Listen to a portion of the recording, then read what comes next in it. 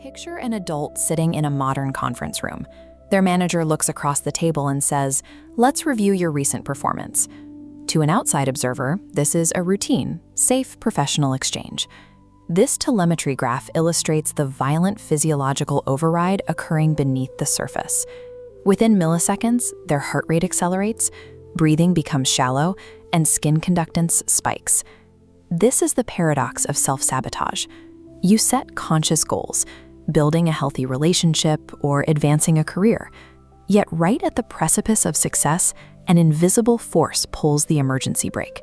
You find yourself overthinking a simple conversation. A sudden surge of doubt erases your motivation. Or you feel an overwhelming urge to flee a situation that presents no actual threat. Most people view these reactions as character flaws, assuming they lack discipline, intelligence, or willpower. The clinical data points to a different reality. This behavior is driven by a hidden emotional weight, an active physiological survival program that overrides your logical mind.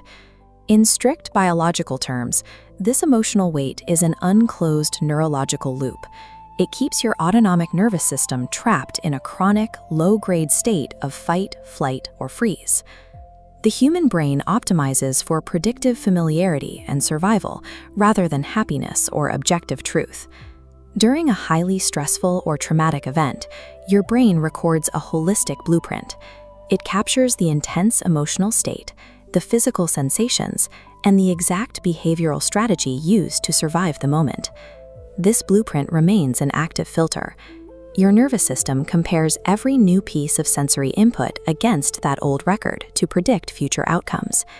If that original wound remains unresolved, your brain continually predicts threats based on obsolete data. You unconsciously fight a battle from your past while trying to navigate the present day. To see how this encoding happens, we have to look at the neural architecture of a developing brain.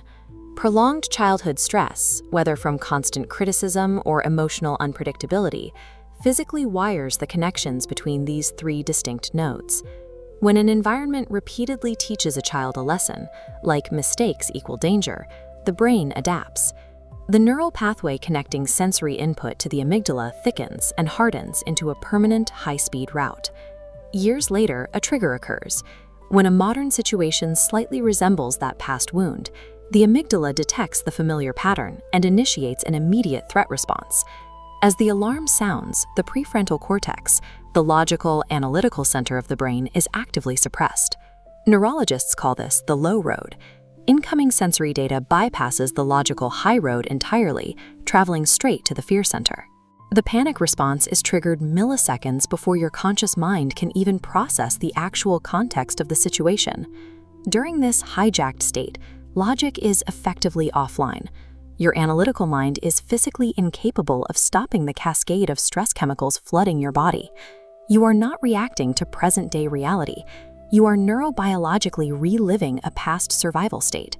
Once a traumatic blueprint is established, the brain engages in predictive processing. The subconscious actively scans the environment, seeking out data that confirms its existing beliefs about safety and danger. It acts as a distorted lens, actively warping neutral incoming sensory data to align with an unhealed internal model.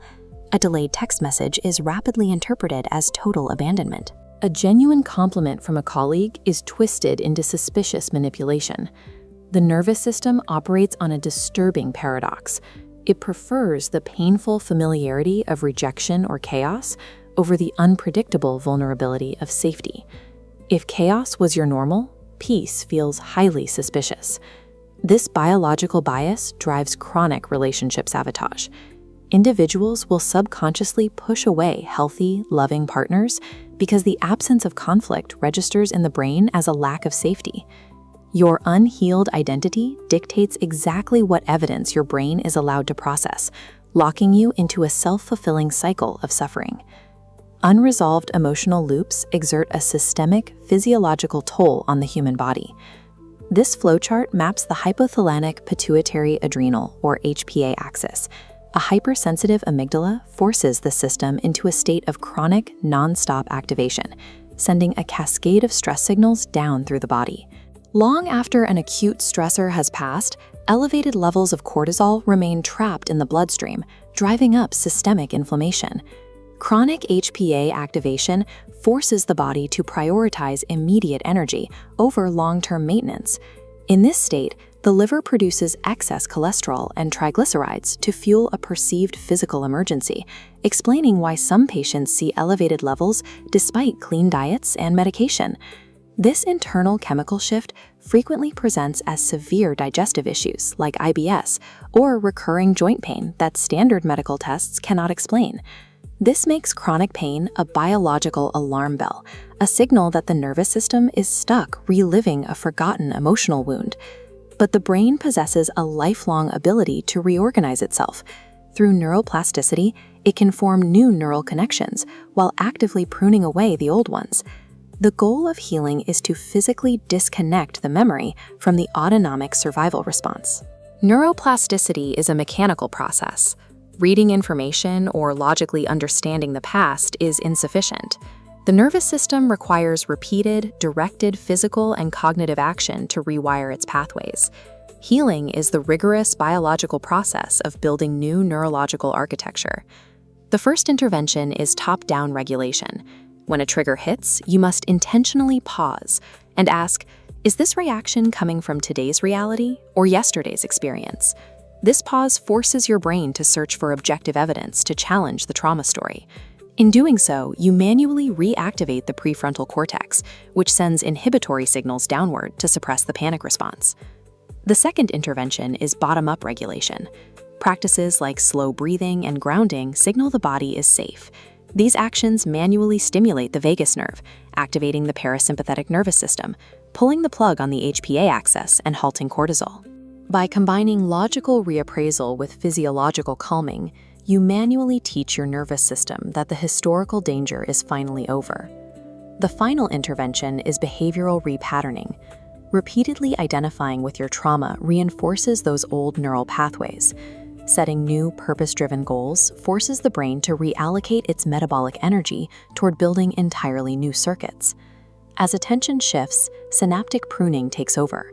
Starved of metabolic energy, the old trauma pathways physically weaken and eventually dismantle. Directed neuroplasticity provides the physical mechanism to dismantle these historical survival responses.